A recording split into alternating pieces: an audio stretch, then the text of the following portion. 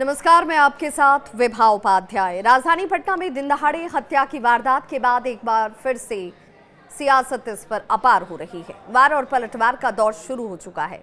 सियासत को समझने से पहले पूरी घटना आपको बता दूं। पटना में एशिया हॉस्पिटल की संचालिका सुरभि राज को आज दिन दहाड़े ताबड़तोड़ 7 गोलियां मारी गईं। वो भी कहीं और नहीं, खुद उनके चैम्बर में घुसकर अपराधियों ने इस वारदात को अंजाम दिया। लेकिन इस घटना के बाद कई सारे सवाल खड़े हो रहे हैं। सवाल ये कि आखिर इस घटना के पीछे जो लोग शामिल हैं उनकी मंशा क्या थी, इस घटना के पीछे की वजह क्या रही। आश्चर्य की बात ये कि अस्पताल में मौजूद किसी भी कर्मी या स्टाफ ने गोली की आवाज़ तक नहीं सुनी और ना ही किसी ने किसी संदिग्ध को अस्पताल या फिर इस चैम्बर में जाते हुए ही देखा।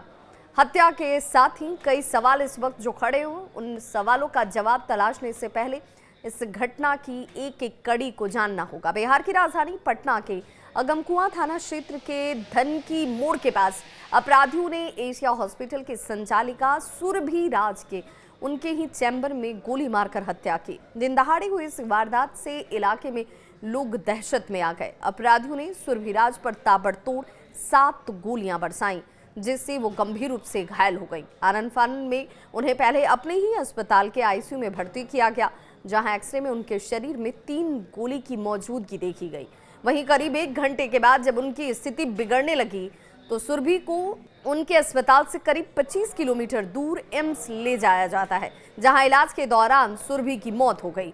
इस हत्याकांड के बाद जो सवाल उठ रहे हैं वो उनमें कई महत्वपूर्ण सवाल हैं।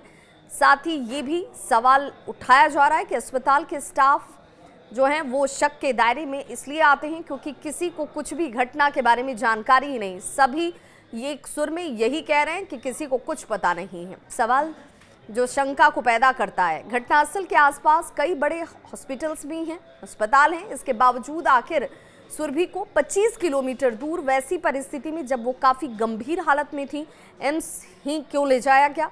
वहीं जब उनकी मौत हो गई तब अस्पताल स्टाफ की तरफ से पुलिस को सूचना दी जाती है। जब पुलिस घटनास्थल पर पहुंची तब तक अस्पताल प्रबंधन ने खून के निशान तक को साफ कर दिया था, जिसके बाद डॉग स्क्वाड की टीम और एफएसएल की टीम को बुलाया गया और जांच की शुरुआत हुई। लेकिन यहां से कुछ भी हासिल नहीं हुआ। इसके अलावा अस्पताल प्रबंधन ने सभी स्टाफ जो हैं उस अस्पताल के एक ही रट लगाते नजर आए कि उन्हें कुछ पता नहीं है गोली कब चली, कैसे चली, कौन लोग शामिल थे। जबकि घटना के वक्त संचालिका जिस कमरे में सुरभि राज को ताबड़तोड़ गोलियां मारी गईं, सुरभि राज के ठीक उसी कमरे के बगल वाले कमरे में 10 से 15 स्टाफ प्रशिक्षण शिविर में शामिल हुए थे। उनका प्रशिक्षण चल रहा था। सवाल यही कि किसी ने भी गोली चलने की आवाज़ नहीं सुनी, किसी ने यहाँ पर किसी को आते जाते हुए चहलकदमी करते हुए नहीं देखा, किसी ने कैसे गोली चलने की आवाज़ नहीं सुनी होगी, ये शंका पैदा करता है। क्या सोची समझी साजिश के तहत अस्पताल संचालिका सुरभि राज की हत्या की गई? खून के छींटे को साफ कर दिया गया।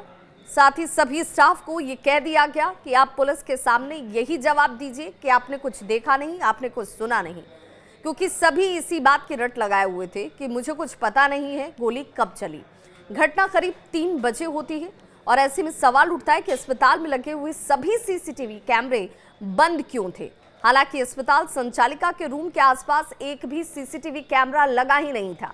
वहीं पुलिस ने स्टाफ से काफी पूछताछ की, लेकिन स्टाफ के जवाब में कोई तारतम्यता नहीं थी। संतुष्ट उससे पुलिस हुई नहीं। पुलिस का ये कहना है कि घटना स्थल से 5 से 6 गोली के खोखे बरामद किए गए हैं। अस्पताल प्रबंधन ने दिया था इन्हें, क्योंकि खून के निशान को साफ कर दिया गया था। अस्पताल में साफ सफाई का काम करने वाली महिला कहती है कि जब वो दिन में 3 बजे अपने घर अपनी ड्यूटी को कंप्लीट करने के बाद पहुंची थी तो अस्पताल की तरफ से एक स्टाफ ने उससे फ़ोन किया और उससे कहा गया कि सुरभि राज मैडम खून की उल्टियां कर रही हैं, जिसकी वजह से मैडम के रूम में खून फैला हुआ है और उसे साफ करने के लिए इस स्टाफ को बुलाया जाता है।